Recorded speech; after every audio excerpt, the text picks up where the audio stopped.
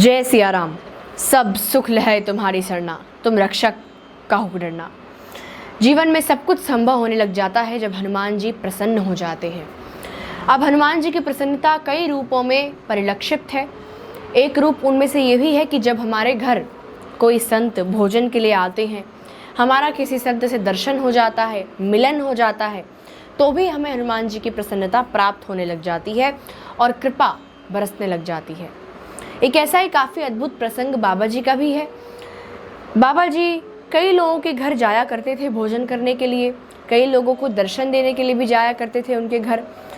कई ऐसे धनवान लोग भी थे जो बाबा जी को आमंत्रित करते थे अपने घर पर कि बाबा जी आप हमारे घर पर आइए, भोजन करिए और हमें आशीर्वाद दीजिए। कई बड़े बड़े धनवान लोग बाबा जी को आमंत्रित किया करते थे। और एक ऐसे ही भक्त थे बाबा जी के जिनका नाम था पूरण चंद जोशी जी। ये बाबा जी के काफ़ी अनन्य भक्त रहे और बहुत ही श्रद्धा और विश्वास था उन्हें बाबा जी के प्रति। लेकिन पूरण चंद जोशी जी की जो माली हालत थी वो ठीक नहीं थी, उनकी आर्थिक स्थिति ठीक नहीं थी। लेकिन वो भी चाहते थे कि बाबा जी उनके घर आएं और भोजन ग्रहण करें, आशीर्वाद दें। लेकिन उन्हें संकोच होता था, वो बाबा जी से ये नहीं कह पाते थे कि बाबा जी आप हमारे घर भोजन के लिए आइए, क्योंकि उन्हें लगता था कि बाबा जी तो बहुत बड़े बड़े धनवान लोगों के घर पर भोजन के लिए जाते हैं, वो क्यों हमारे घर पर भोजन के लिए आएंगे। लेकिन बाबा जी तो ठहरे अंतर्यामी, उन्हें सब कुछ पता था, वो समझ जाते थे कि उनका भक्त क्या सोच रहा है। लेकिन फिर भी बाबा जी जोशी जी के घर कभी नहीं गए।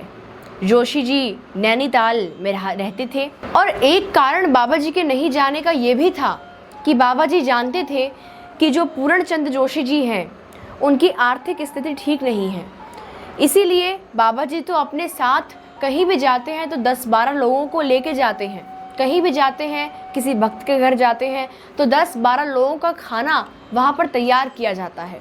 तो बाबा जी ये जानते थे कि अगर वो 10-12 लोगों को पूरण चंद जोशी जी के घर लेकर जाएंगे भोजन के लिए, तो पूरण चंद जोशी जी का जो बजट है पूरे महीने का खाने पीने का, वो बिगड़ जाएगा और फिर पूरण चंद जी की हालत बिगड़ जाएगी। इसीलिए भी बाबा जी इसका ध्यान रखते हुए पूरण चंद जोशी जी के घर नहीं जाते थे। लेकिन अब भक्त की भावनाओं का भी ध्यान रखना है, उसकी मर्यादा का भी ध्यान रखना है, ख्याल रखना है। इसीलिए एक बार बाबा जी और पूरण चंद जोशी जी जो पाखान देवी हैं उनके दर्शन के लिए जाते हैं और वहाँ पर झील के किनारे बाबा जी बैठ गए और बाबा जी ने जोशी जी से कहा कि सुनो, इधर सुनो, मुझे भूख लगी हुई है और मुझे तुम्हारे घर का ही खाना खाना है, तो तुम मेरे लिए खिचड़ी बनवा कर ले आओ, मेरी खिचड़ी खाने की इच्छा है। अब पूरण चंद जोशी जी बड़े खुश हुए, काफ़ी प्रसन्न हुए और वो वहाँ से अपने घर गए, पाखान देवी से अपने घर गए।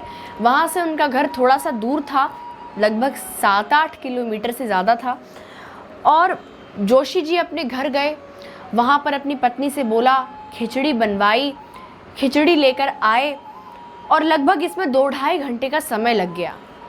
और बाबा जी 2-2.5 घंटे तक जोशी जी के इंतज़ार में वहीं झील के किनारे बैठे रहे, ये आस लगाए हुए कि उनका जो भक्त है उनके लिए भोजन लेने के लिए गया हुआ है और आता ही होगा। बाबा जी बस वहीं बैठे हुए थे। जोशी जी खिचड़ी बनवा कर बाबा जी के लिए लेकर आए और बाबा जी को दिया और बाबा जी ने बहुत ही प्रसन्नता पूर्वक, बहुत ही प्रेम के साथ वो खिचड़ी खाया और बहुत ही प्रसन्न हुए और जोशी जी से कहा कि मैं ये खिचड़ी खाकर तृप्त हो गया। जोशी, मैं ये खिचड़ी खाकर तृप्त हो गया हूँ और मुझे बहुत प्रसन्नता हो रही है। ये सुनने के बाद जोशी जी भी बहुत खुश हुए, उन्हें भी काफ़ी प्रसन्नता हुई और उसी के कुछ सालों के बाद जोशी जी हल्द्वानी शिफ्ट हो गए नैनीताल से। और हल्द्वानी जैसे ही वो शिफ्ट हुए, उनकी आर्थिक स्थिति भी ठीक हो गई, उनकी जो माली हालत थी वो भी ठीक हो गई और बढ़िया से वो खुशहाल जीवन जीने लगे। और बाबा जी फिर हल्द्वानी पहुंच जाया करते थे कई बार जोशी जी के घर पर और कहते थे कि मुझे भोजन खिलाओ। ऐसे भी कई बार हल्द्वानी बाबा जी पहुंच जाया करते थे। तो इस पूरे प्रसंग का ये तात्पर्य है कि बाबा जी अपने भक्तों की स्थिति का ध्यान रखा करते थे, लेकिन अपने भक्तों के भावनाओं का भी ध्यान रखते थे, ख्याल रखते थे। ये सोचते थे कि उनका जो भक्त है कहीं वो नाराज़ ना हो जाए, उसे ये ना लगे कि बाबा जी हमारे घर भोजन के लिए नहीं आए, बाबा जी ने हमारी सुनी नहीं।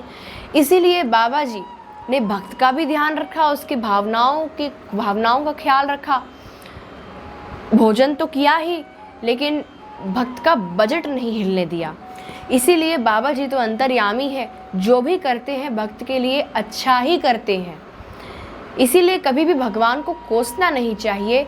जो भी हो रहा है अच्छे के लिए हो रहा है, और भगवान कभी भी आपका अच्छा ही चाहेंगे।